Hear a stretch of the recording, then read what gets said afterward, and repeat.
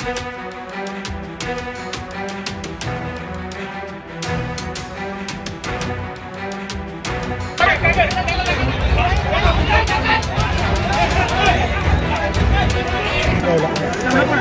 गेलं की मी शकतो चावलं ओके वा वा वा छान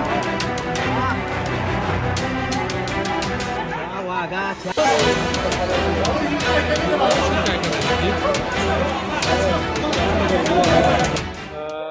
संध्याकाळी 12:30च्या सुमारास आपलं न्यू पॅलेस परिसरात बिबट्या दिसल्याची आम्हाला न्यूज मार्फत कळाले होते, पण तात्काळ त्या ठिकाणी आम्ही तपासणी केली, काही आढळून आले नाही. परत आम्ही सकाळी उलट तपासणी केली तर सकाळी तिथे काही आढळून आलेलं नाही. तिथून तपास पूर्ण करूनच आम्ही निम्या वाटेत तिथे तोपर्यंत आपल्याला कॉल आला की वुडलँड हॉटेलमध्ये बिबट्या सदृश प्राणी दिसलेला आहे. इथे येऊन कन्फर्म आलो ज्यावेळी कन्फर्म केलं तर खरोखरच फुल साईज वाढलेला हा बिबट्या होता आणि त्याला योग्यरित्या आपण कोणालाही बिबट्यालाही आणि इतर लोकांनाही इजा न होता त्याला आपण सुरक्षितपणे रेस्क्यू केलेला. रेस्क्यू कार्य अगदी नियोजनबद्ध आणि विशिष्ट कल्पना आपली रचना करून केलेला आहे आणि वैशिष्ट्य म्हणजे यात कोणालाही इजा झालेली नाही. बिबट्या हा एका अंडरग्राऊंड ड्रेनेज मध्ये होता आणि समस्या ही होती की त्या ड्रेनेजला आउटलेट हे 2 होती. एक होल पॅक केलं तर तो दुसऱ्या बाजूने येण्याची शक्यता होती. त्यानुसार योग्य ती योजना करून एक होल पॅक करून दुसऱ्या साईडला जाळी टाकली आणि अलगतच तो जाळीत आलेला आहे. त्यानंतर त्याला आपल्या डॉक्टरांनी गोळीचं इंजेक्शन देऊन बेशुद्ध करून त्याला रेस्क्यू केलं. त्यामध्ये पूर्ण डिपार्टमेंटचा सहभाग होता, फॉरेस्ट डिपार्टमेंटचा, तसेच आपले वाईल्ड लाईफचे NGO जे आहेत त्या NGOनी पण आपल्याला सहकार्य केलेलं आहे आणि वरिष्ठ अधिकारी सुद्धा इथं हजर होते. तसेच अग्निशमन विभाग आणि कोल्हापूर महानगरपालिकेचे आपले जी लोक आहेत ती सुद्धा इथे हजर होती.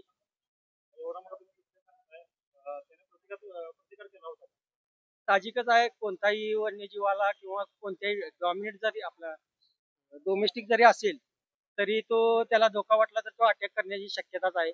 तसं त्यानं प्रयत्न केलेला पण तो अलगद जाळी आल्यामुळे त्याला काही करता आले नाही. त्याला योग्यरित्या आपण रेस्क्यू केले.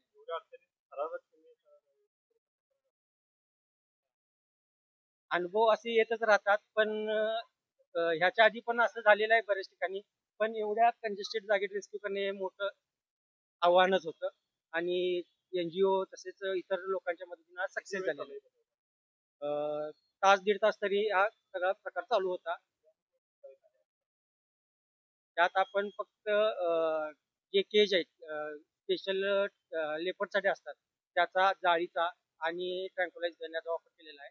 पण ट्रँक्युलाइजचा गनचा वापर हा केलेला नाही, पण सोबत संरक्षणात्मक असावी म्हणून घेतली होती. ज्यावेळी जाळीत आल्यानंतर त्याला अलगद आपण इंजेक्शन केले. मी आशुतोष सूर्यवंशी, वन्यजीव बचाव पथक, कोल्हापूर.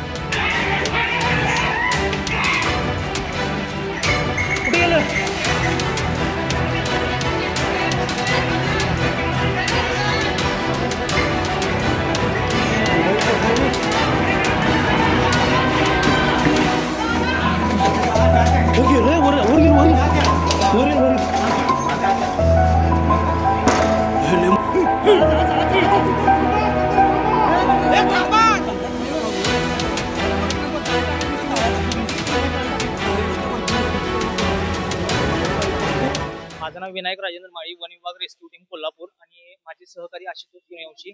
आम्हाला इथून कॉल आल्यानंतर आम्ही सर्व आमचा फॉरेस्ट डिपार्टमेंटचा सर्व स्टाफ आम्ही इथं आलो. त्यानंतर इथं आल्यानंतर आम्ही नियोजन केलं. नियोजनामध्ये आपल्याकडे जाळी होती, सूट होता, शिल्ड होते. सीसेफ सर सगळ्यात महत्वाचे, सीसेफ सरांच्या मार्गदर्शनाखाली, गुरुप्रसाद सरांच्या मार्गदर्शनाखाली हे सगळं रेस्क्यू ऑपरेशन चाललं होतं आणि सुरक्षितरित्या आम्ही त्याला जाळीमध्ये पकडलेलं आहे.